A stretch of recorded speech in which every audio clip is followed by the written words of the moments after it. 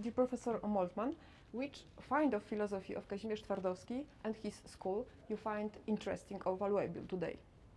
Yeah, so for my work in particular, Twardowski's article on actions and products has been extremely important, and I think the insight he developed there is still to be fully processed.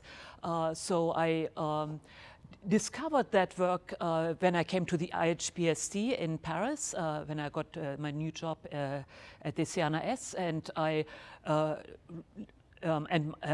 discovered that my colleagues Violetta Mickiewicz and Jacques Dubuc had an article on Twardowski, and I found that Twardowski had described the notion of a product that was quite similar to a notion of an attitudinal object that I had used in some previous work.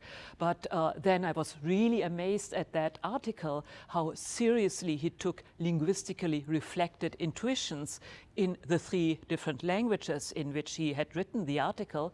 And so for me, ever since, it had been an enormous inspiration, also and an encouragement to pursue this new kind of ontology of products as opposed to actions.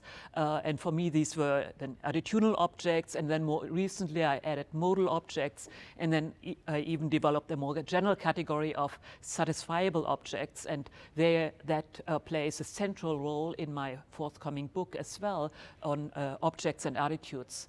And yeah, so I regularly cite Twardowski in my current work on modals and attitude reports. And do you think the way Twardowski used grammarian distinctions and philosophy of language in his philosophical investigations is valuable, is something that we may follow also today? Yes, I think it's extremely valuable. So I think in certain areas of philosophy, it's very important to really reflect upon our intuitions, and often intuitions are manifested in language. Language really makes clear what our intuitions are. And in the case of propositions as opposed to actions, as opposed to these products, they are so important because they show that actions really cannot be truth bearers. They show that propositions do not really play a role in the semantics of natural language, and maybe even in our mental life as such. And then linguistically reflected intuitions really reveal this kind of novel category of products, or for me, attitudinal objects or satisfiable objects. And so I think linguistically reflected intuitions should be taken very seriously in order to really uncover the ontology we implicitly accept. And I think Twardowski was way ahead of his time pursuing that. Mm-hmm. And do you think the ethnic language we use in philosophy somehow influences the way we practice philosophy?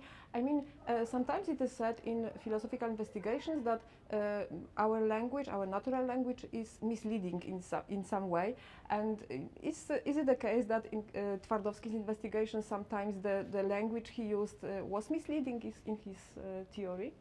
So I think that philosophers that declare natural language to be misleading generally may not have based their linguistic observations on the right, linguistic view of the facts. So a deeper investigation of the linguistic facts often reveals something quite different. For example, just to give an example, in my book Abstract Objects and the Semantics of Natural Language, I argued that natural language does not really permit reference to abstract objects. Most philosophers have the prejudice that natural language displays rampant reference to abstract objects.